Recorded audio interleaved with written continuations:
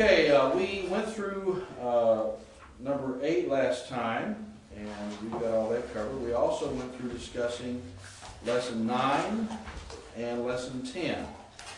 So you've got all that down pat. You probably don't even need a review on that. But just in case there are any questions, I thought I'd open it up. Anything you don't understand about middle and passive verbs, how those things work. We went through the vocabulary. We have some assignments handed in tonight on that. And I want to review anything that you may not understand.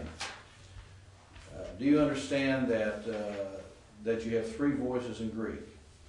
An active voice in which the subject is acting through the verb, either taking an object or not taking an object, and then it's acting through the verb, right?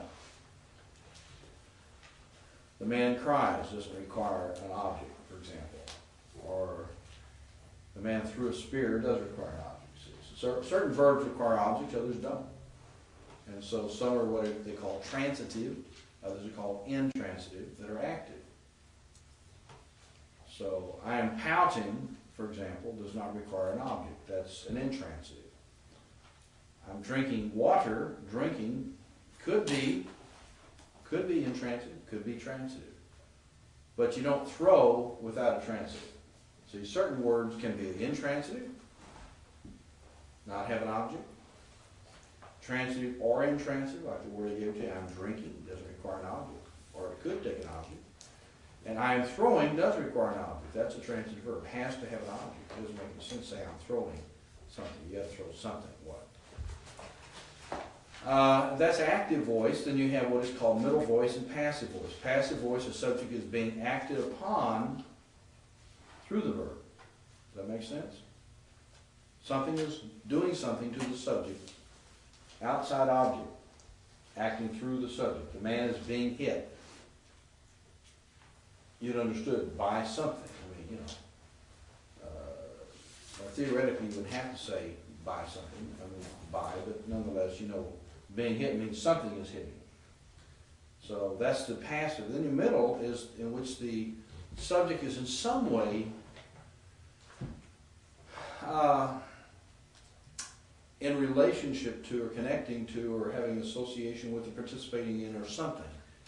The subject is in some way involved in the results of the action of the verb. Could be intensive, could be reciprocal, or such like. So, middle and passive voices. Everybody understand those? Let's see if we know our endings. Let's do the present active indicative. O, eis, e, amen, ete, usi. Now let's do the primary active endings. O, eis, e, amen, ete, usi. Same. Because the present active indicative is in fact using primary active endings. What if I said primary middle passive? What would you do? Amai, e, etai, amathe, este, antai. Now this, if I ask you the present middle passive endings, they would be the same. Why? Because the present tense uses the primary endings for active, middle, and passive, right? The what principal part is the present tense? What principal parts stem? First. There are 6 principal parts. The first stem is the basis of 2 things. One, the present verb, and also the imperfect verb. But remember, even though the present tense uses the first principal part stem, and the imperfect uses the first principal part stem, does not mean they use the same endings, because the present tense uses the primary endings, the imperfect uses the secondary endings. What are the secondary endings? An, es, e, amen, ete, an. Remember I told you if you learn these 24, it would help you? That's what we're dealing with now. The imperfect, based on the first principal part, stem, uses the secondary, active and middle passive. An, es, e, amen, ete, an is the active, imperfect. And amen, u, ata, amatha, este, anta is the secondary middle passive. Now, there you have your 24 forms right there in the first principal part stem. Does that make sense? What is the stem? It will vary according to the word, right? By stem, there is no certain stem. First principal part. And you have second, and you have third, and you have fourth, and you have fifth, and you have sixth. I don't know how English, you better not do Greek or Hebrew. Now, the point of it is here is that you have a stem, whatever it is. There's another thing called root, and I'm not going to get into the difference between stem and roots and all that kind of stuff. Right now, I just want to concentrate on this, okay? There's a stem. That stem will vary according to the word. Lu is the most consistent, that's why they use it. In Hebrew, the most consistent probably is the word that's called katal, which means to kill. Katal, katala, katalta, katalta, you know, that kind of thing. So here is lu, is what we're talking about. That's the stem. Now, there could be another stem, like graph, or aku, or esthi, or on and on and on. Okay? Those are stems. So you add endings and what we would call suffixes and prefixes to the stem, and that changes the word. We have prefixes and suffixes in English. We really don't have much of prefixes anymore, except on some words. Like, some are false, like precede. There's no, I'm going to seed and precede. Or like I'm going to plenish and replenish. See, there are people who used to argue out of Genesis. Well, it says he replenished the earth. There must have already been people there. Look, he did it again. There is no word plenish. It's a false way of thinking. And that's why it's always better to look at the Hebrew text instead of English anyway. And those who are going to be teachers ought to be able to do the work in the original languages. Otherwise, you're not the authority. In other words, you can't provide guidance for people because you don't know yourself. You can be led astray by translations that are not very good. You're at the mercy of others. That's why, as a teacher, I'm very happy that you're working to learn Greek and Hebrew, that you'll learn also, and Aramaic. Because then you'll be able to consult the text itself, and then you can make a determination. So important. That's why we emphasize that here. Now, to get back to this, stem can be any number of stems.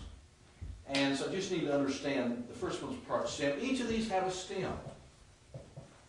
So they use the same basic stem unless the stem is odd. But whatever it is, they have a stem. Okay? In English, like I teach, teach is a stem. I teach, obviously expressing the person. Teached, we don't use. All of a sudden, teach, in a sense like a principal part, teach, in the past tense changes to taught, which alters the stem.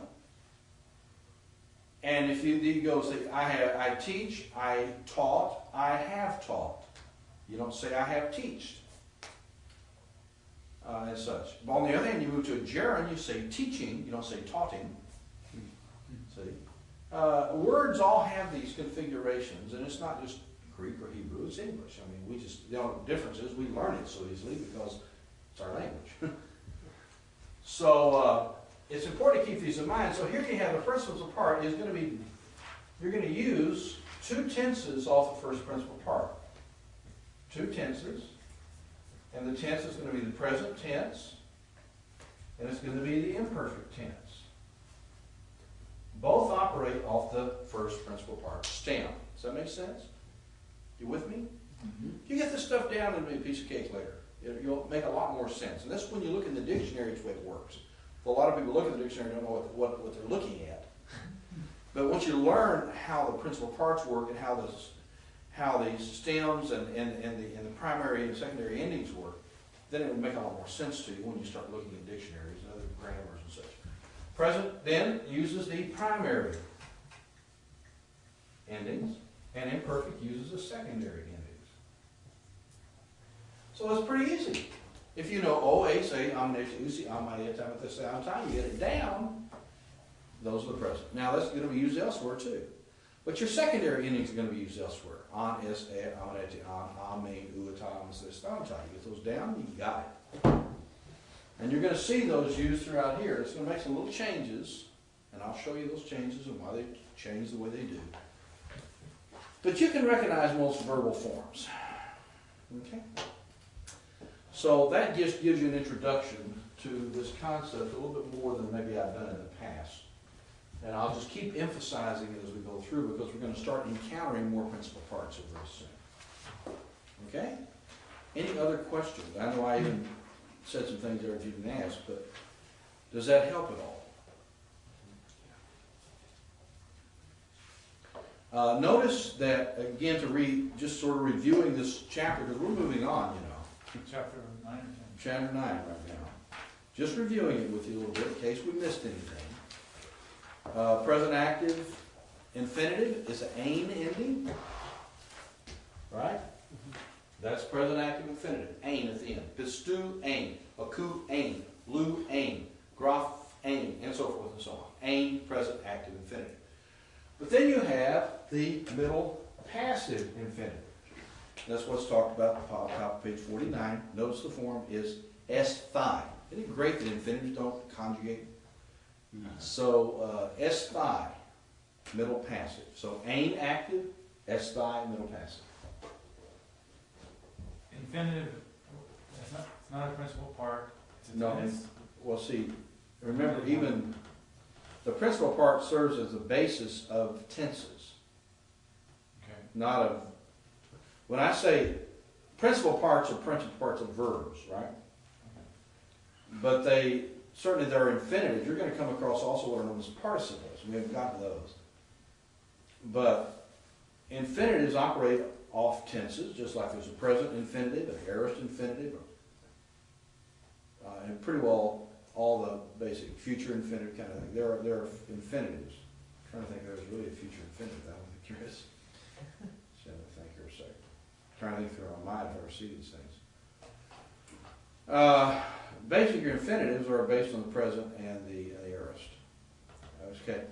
And you'll see participles, though, that are reflective of different things. You have future participles, past participles of various sorts, and so forth. We'll get into that. So, ain and esthai, pretty simple. To hear, to be heard,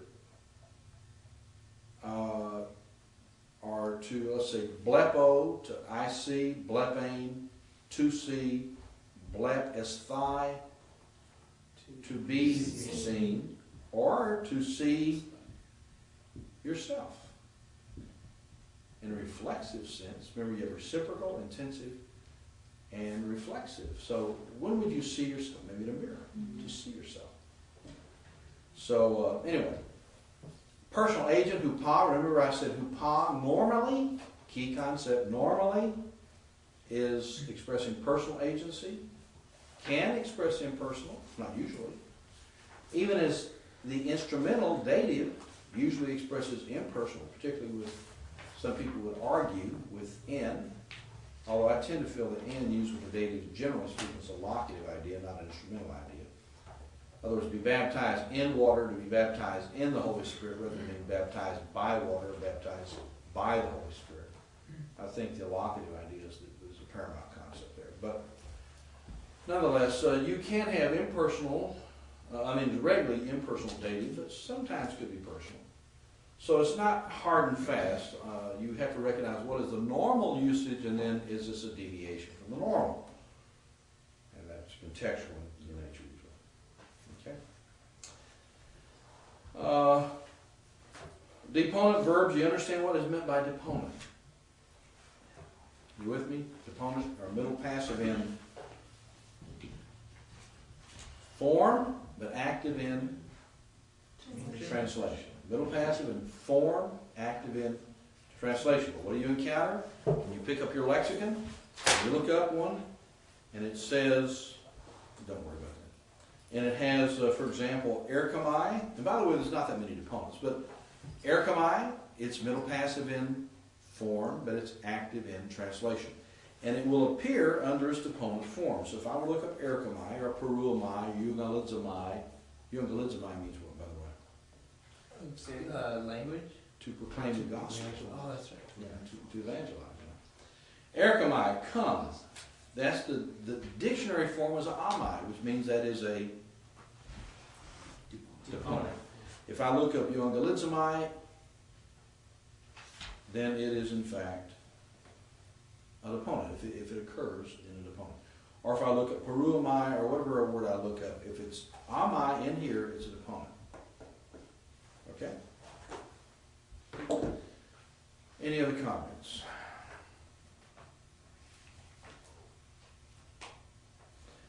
All right.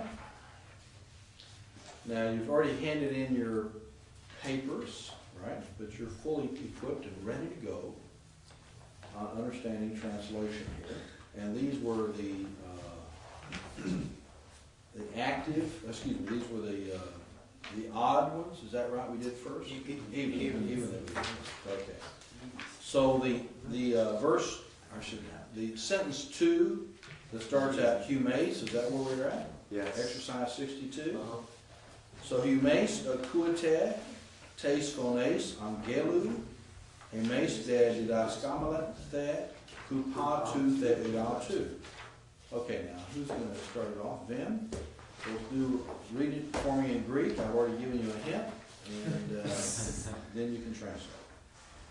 Humes akuete tes phones agelu. Angelu. Yeah, sorry, I always do that. Humes de didaskametha. Didaskametha. Kupa tu theu autu. Correct.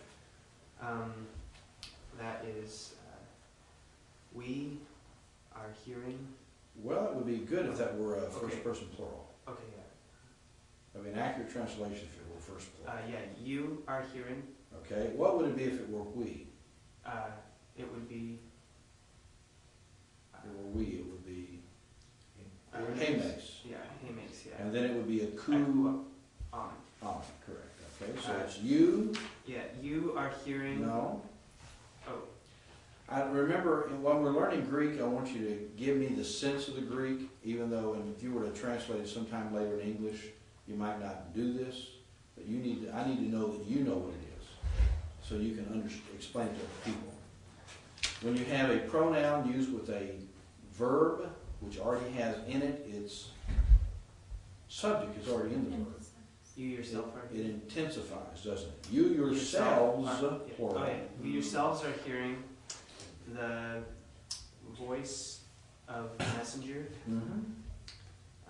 Humes, that will be. Probably contrasted Yeah. here. But humes, that will be. I have to check real quick here. Hemes means We. we. But we are not. No. Oh no, skamatha. But we Didaskamatha is a word. is going to be to teach or Well, to be taught. the meaning is to teach, but this is a present, middle, or passive. All right. Yeah. First person plural from didasko. But how would you decide whether it's middle or passive here? The ending. Well, that's true. Middle passive ending. That's true. But is there anything in the context that would lead you to think it's a middle or a passive? Hupa. Hupa will tell you it's a passive because that's the agency. But we ourselves are being taught. Taught from or of. No, this is not apa. Oh yeah, sorry, it's yeah, hupa. it's from God Himself. No, Oh, this is not apa. It's hupa. yeah. Apa means from. Hupa means By. by. Yeah. Okay. By God Himself. Now that could be that could be either by God Himself or by. This God. No, I'll give you another option. It could be by His God. By His. but you don't have enough context here to know, do you? Yeah. You understand what I'm saying that? The autos isn't a predicate position, that's correct here. So it could be by God himself, for sure. And that's what it is here, I think.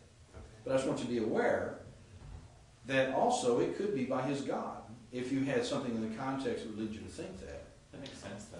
I mean, both those translations make good sense. They make good sense. But since you don't have a his anywhere in the context, it's doubtful you'd have it here.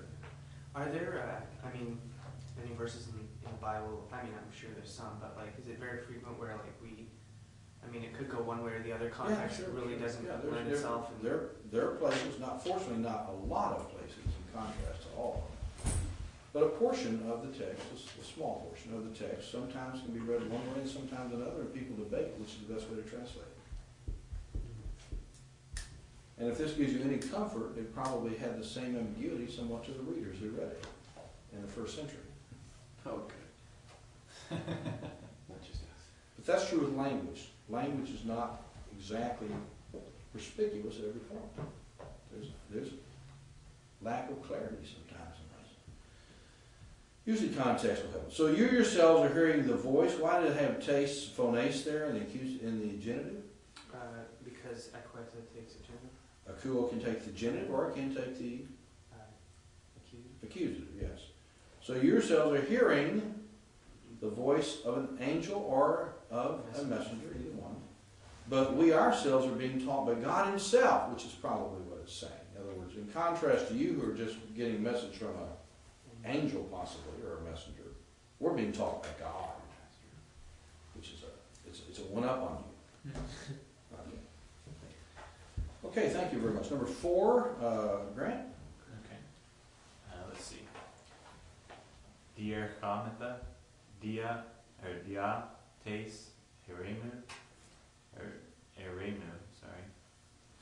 Al uk, echamen, arton, ude, blepamen, tain. Yeah, you tend to, in English we tend to do it that way, but it's actually blepamen and arton. Okay. Echamen, so- Arton, ude, blepamen, tain, thalassane. Okay. Let's see. Diarchomata, that is, we are going through. Mm-hmm. You notice how you have the dia restated? actually, We had a question about that, Yeah, actually. that happens oftentimes in Greek and oftentimes not. Mhm. And so is it just like an emphasis, or is it? Yeah, is it yeah. It just means the same thing. Sometimes the Greek, when it uses a compound verb, will, particularly when it's emphasizing the aspect of the preposition. Sometimes compounds are for purposes of intensification. But when it tends to be saying the idea in the preposition, it's not uncommon for it to be repeated. It doesn't occur all the time that way, but oftentimes does. Okay, so And this is an example. it's just not translated. We are going through the desert. Okay. We are going through the desert, but we are not having bread.